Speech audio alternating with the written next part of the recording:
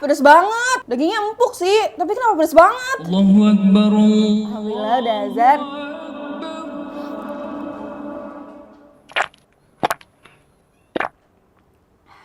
Langsung aja nih sikat iga emplok, bikin ngiler dari tadi. Bismillah. Dagingnya gede-gede banget. Empuk lagi.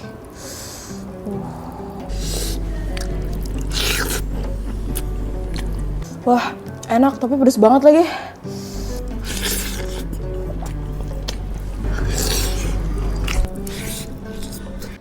Pedes banget. Dagingnya empuk sih, tapi kenapa pedes banget?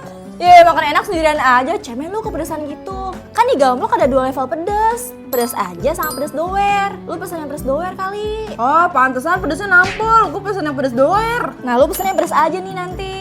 Yaudah deh, nanti gue check out di live vlog aja biar banyak promonya. Oke, berarti ini buat gue semuanya ya. Lah,